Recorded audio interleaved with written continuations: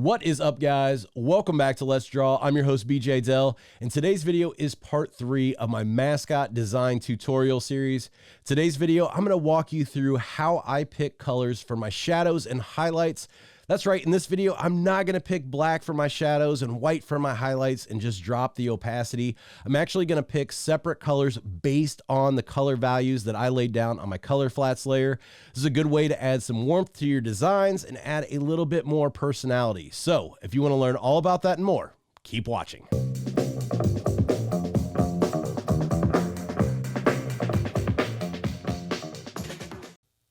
All right, guys, let's go ahead and jump into the video today. As always, I'm using the iPad Pro. This is a Gen 4 2020 model, the 12.9-inch version.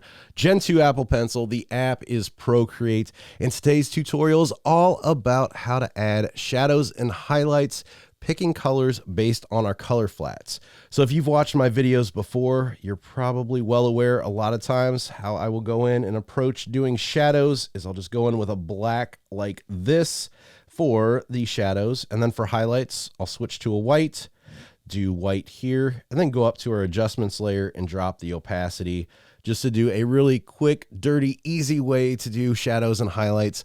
And I use this a lot in my videos because it does save time.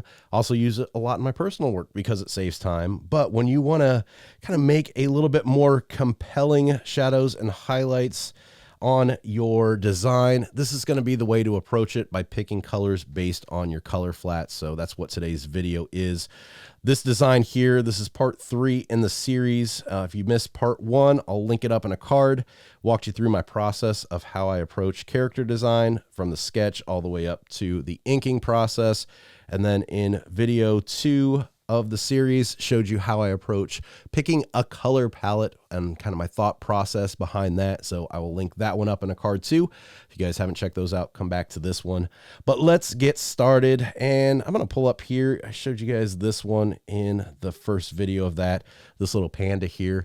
And you'll notice here, there's blue used for the shadows. And I really like using blue when you do shadows on white. It just looks a lot better than going in and doing black and then dropping the opacity down. You'll see that's just a really kind of cheap looking gray color. Doesn't look all that great. This is a lot more welcoming. It makes a lot more interesting of a design. So that's why we're going to use that blue when we use it on the white. So I'm going to turn him off and go back here to my character, and I'm going to make a new layer.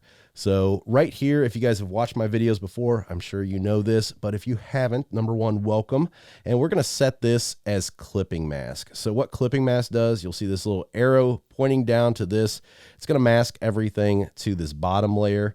So if you're out here, there's nothing out there on that layer. You'll see the blue there shows up, but it's not actually out there because it's only going to show up on the areas that we've already colored in on that layer. So it makes it really easy to stay within the lines and not go out.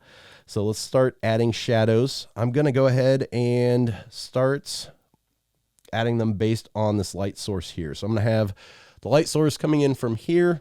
Shadows are going to fall here and down on the bottom. And then, of course, around here is going to be where the highlights are. So now that we've got that decided, we know exactly where we need to be at. So let me go ahead and select this blue again. And let's turn him off and go back and fill this in. So starting over on this side, I'm just going to start adding in some shadows here. Kind of following that around with the curve.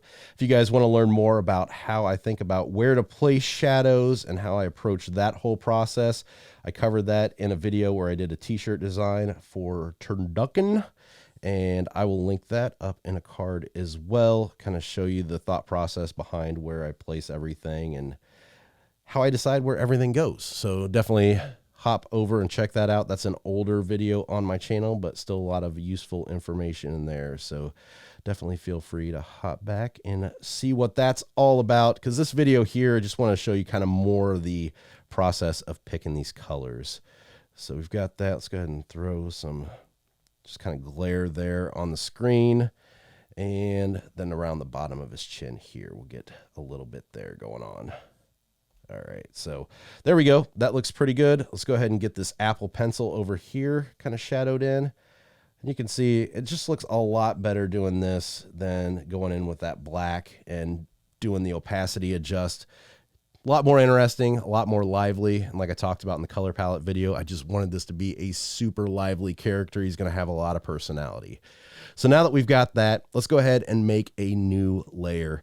When I've done this before on the channel and showed you with just coloring in with black, I just usually use one layer for the shadows and just leave it at that, adjust the opacity, and you're good. But with this, because we're using different colors, it is a lot easier to keep control over your shadows just by making separate layers when you switch colors. So definitely keep that in mind. It's a good way to just kind of have more control over everything. So let's go in with the shadows here. What I want to do, since I'm using shadows, it's going to make it nice and easy on this design because all of these colors are close to the same.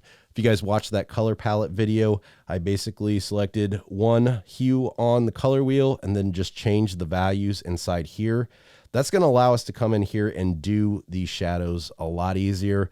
If you've got a bunch of different colors, you're going to have to switch colors every single time you go to a separate section. And that's going to be really hard to kind of line up everything, make sure all the curves of the shadows work together.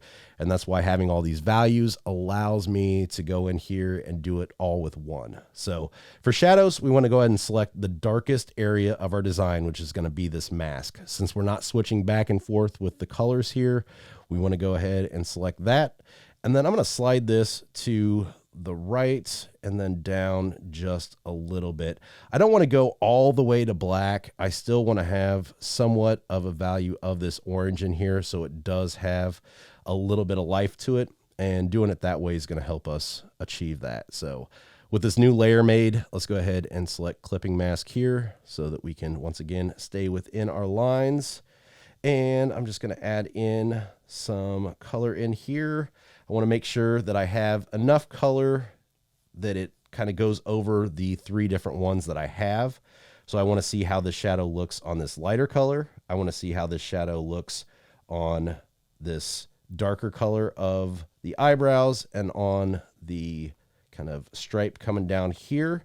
And then I also want to see how this color looks on the mask itself. So that's why I want all three colors kind of touched on.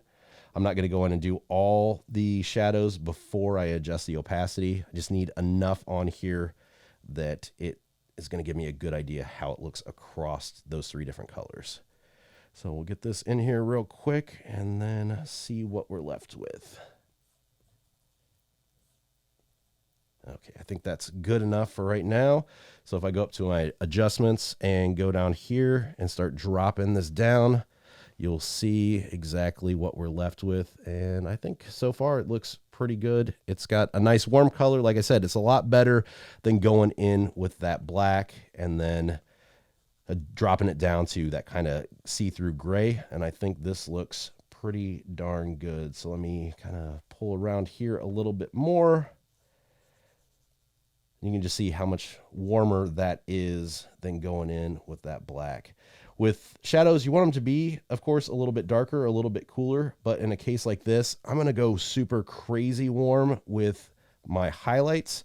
So I want a little bit of warmth to my shadows. I don't want them to be super cool. I want them to still kind of have that feel that we're going for, that I talked about on the color palette picking. And we're going to achieve that through, like I said, hand selecting these shadows. It makes it a lot more controllable just by going in and selecting the colors yourself. So that's one of the benefits of approaching it like this.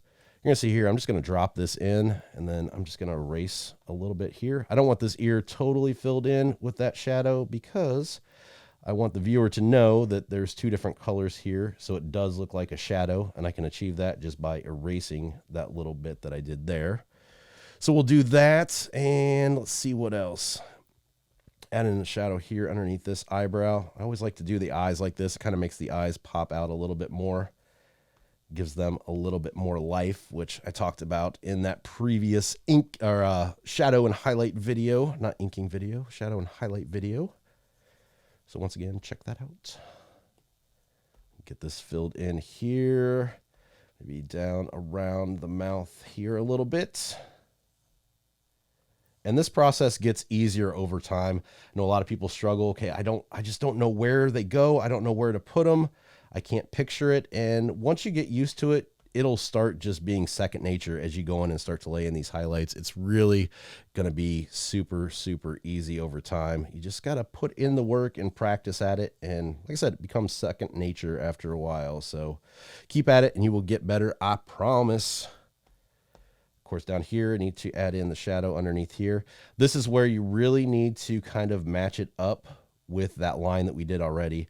I'm actually going to use the same color over top of this blue. I think it looks okay, even though it does have that kind of brown value to it. I think it still looks okay over top of that blue. But here's where I was talking about, where you've got two different colors, two different shadow layers. You really have to make sure that these lines match up with each other, so it looks like one line going across and not two different ones that you tried to match up afterwards.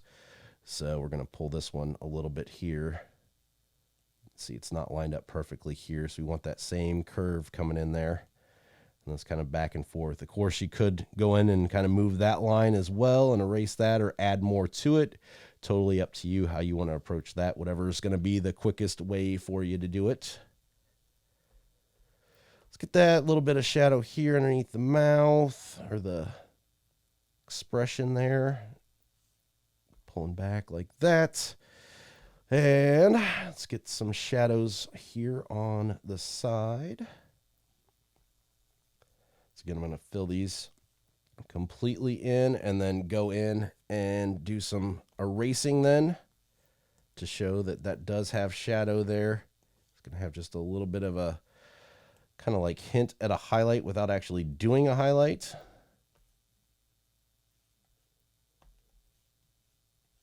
And if you guys are wondering too, this is the brush that I'm using is my natural inker brush that's part of my cartooning set on Gumroad, which is linked in the description to all my videos. So this one though, really just like I said, it's more a tutorial on the thought process behind using colors for your shadows and highlights rather than just black and white. So it's not about the brushes this time or how I'm achieving the lines for this.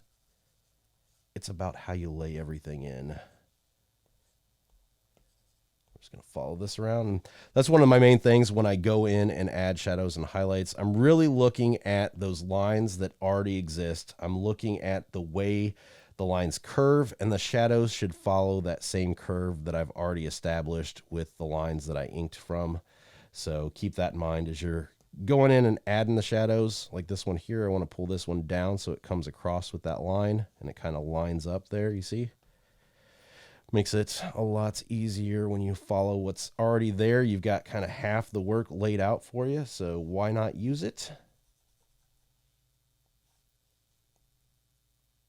Pull that around. There we go.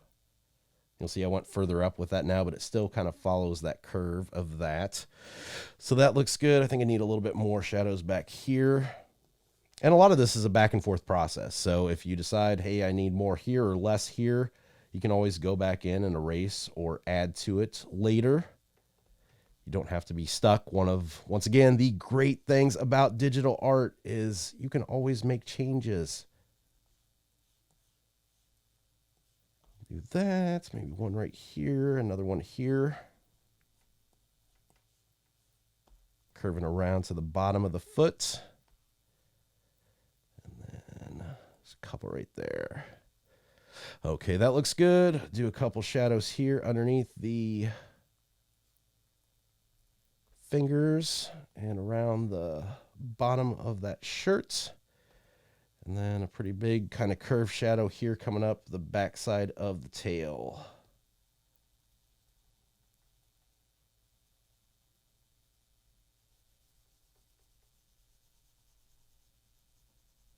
See, once again, this curve is just following that tail, the shape of the tail, the shape of the lines that I've already got in there.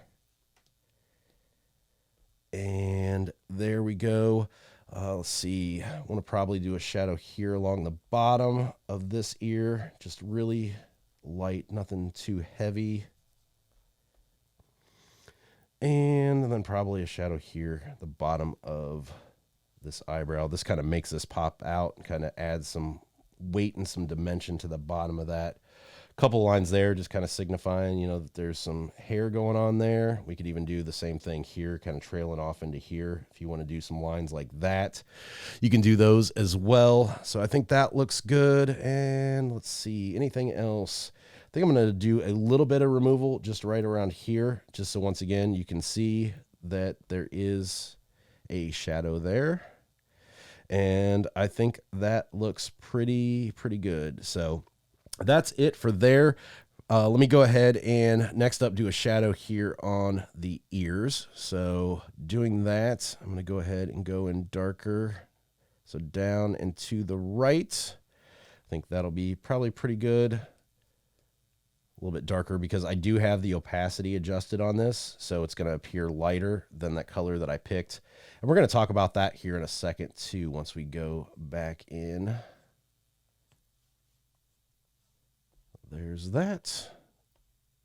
All right, I think that looks pretty good. So from here, we're all set with the shadows. So now it's time to move on to the highlights. So once again, I'm going to make a new layer and I'm going to set this to clipping mask just like we did before. So now that we're talking about highlights, it's going to be the same process that we use for shadows, but basically in reverse. So with the shadows, we picked the darkest area and that's what we based our value off of to get to the right color for the shadows. With the highlights, we want to pick our lightest area, which is going to be this color of the tail. That's also the color of the kind of mouth or snout there. And that's how we're going to base this. So once again, I want to keep the same hue up here. I'm just going to change the value of this, bringing it up and to the right. I'm almost going to go for this kind of bright yellowish orange color here. And then once again, like I said, we're on a new layer here. We're going to have to adjust this to see exactly how it's going to look across the different colors. So we want to make sure it touches a few of these different colors. We've got both the colors of the tail there, and then also probably around the mask here. So we've got one of those darker colors chose right there. All right, so we've got our different colors selected. So let's go up here to our adjustments layer and let's drop the opacity and see where it's at that it needs to be to make it look good. And I think that is it.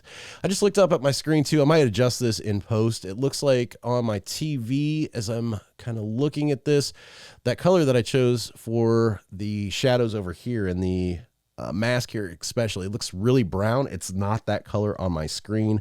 So I'm probably going to adjust that in post. If not, if it doesn't show up right, if you're still seeing a lot of brown, it's not that color. So definitely check out the thumbnail or hop on over to my Instagram page to see the final product on this. I'll try to get it to the close enough color on post as I can. I think I'm going to adjust the opacity of this up just a little bit more. There we go. So as you can see, this has got a really warm color to it. It's just really warm feel all around. And that's what I was going for with this design. This guy's full of personality. He's going to be just doing some kind of crazy and wacky things. So I really wanted that whole color palette to kind of portray that. Not only the color flats palette, but then also the highlights and shadows. And that's why, like I said, with this video, I decided to go ahead and not do the blacks and the whites because this would look totally different right now. If we went with white on this, you wouldn't be seeing this same effect and the same color from those white colors. We're getting a lot more lively kind of shades out of this, which I really like for this type of character. But as you can see, this takes a lot longer to do. This would be even longer if we had to go in and select a different color for every single color. If you had, you know, a bunch of purples and a bunch of greens and a bunch of blues and a bunch of reds, and you would need a different color to match every single one of those. I'm sure you can see how that starts to add up over time and why it is such a time saver to use just that kind of cheating method of the black and white. So use this, I guess, however you see fit, sparingly, all the time, whatever you have time-wise to justify something like this. Feel free to kind of use your discretion on putting this into your arsenal of tricks that you can use on your artwork. So let's get a couple more highlights there, maybe one here and then one on the top of the foot. And I think we should be done here. I think that is pretty good. So one last thing I want to do, actually two last things. The iPad here, I want to add a highlight there. I am just going to use white for this. This I'm going to do totally different though, because I actually filled that in on the inking layer. I'm going to have to make a totally new layer on top and go over top of the inks for this. This is not usually how I would do this, but like I said, I filled it in on the inks layer rather than doing it on the color flats. So that one I kind of messed up on, but whatever. It's all good. It's easily fixed here. It's nothing too crazy. As you can see, it's not really hard to do it this way, but that's that. So we've got that done. Last thing I want to do here is I want to make these eyes pop a little bit more. So we're going to do that next. Let's go ahead and select our blue color here. And I'm going to add a kind of shadow in underneath. So I'm just going to go down on there. And then let's go ahead and make, let's just do a new layer for the sake of it. And clipping mask. I don't even need to use clipping mask since it's in the center. And we can just go ahead and add in just a little bit of darker blue here around the bottom, just to make that pop a little bit more.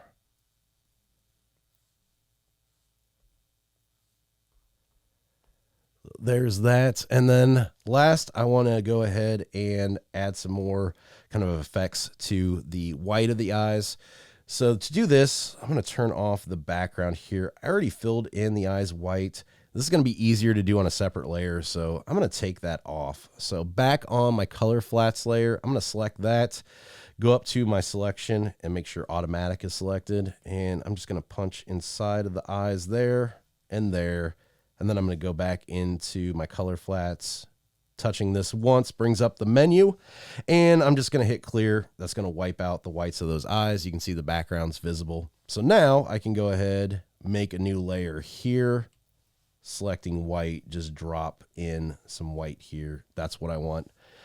So now let's go ahead and new layer on top of that, hitting the plus button. I'm going to select the same blue that we used for the shirt, and we're going to use that on here. I'm going to set this to clipping mask as well. Let's do that there. And I'm just going to go ahead and just draw kind of a sliver around the eye like this. Once again, following that same curve and the same lines that I used for the outline. So it looks like it's part of the eye. And then going up to the adjustments, I'm going to go ahead and blur this a little bit. Just like this. You're going to see it almost starts to add a kind of three-dimensional quality. And then here, it's going to blur it here towards the center too. So what it does is you're going to see more white on the outside. I'm just going to make an adjustment here and just pull this back a little bit further so you don't see that white. And then I'm just going to go ahead and, using my eraser, add a couple of little highlight circles to the eyes.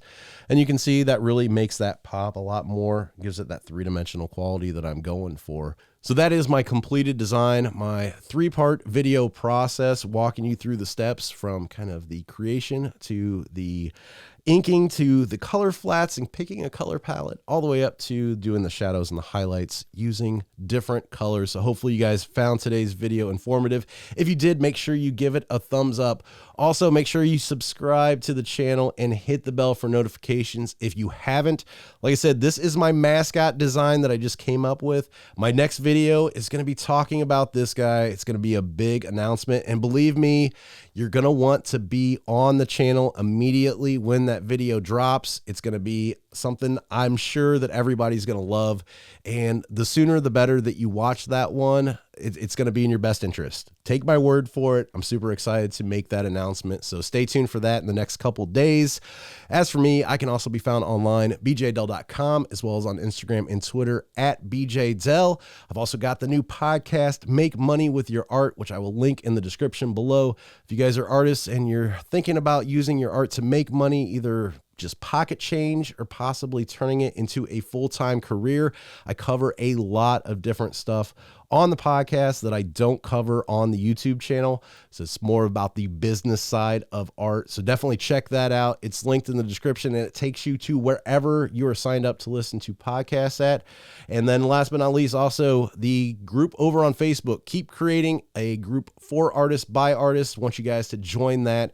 It's linked in the description as well, a place where you can share your art, give feedback, get feedback, and meet new people. It's an awesome place to be, and want you guys to be a part of it. So that's it for today's video. And until next time, keep creating.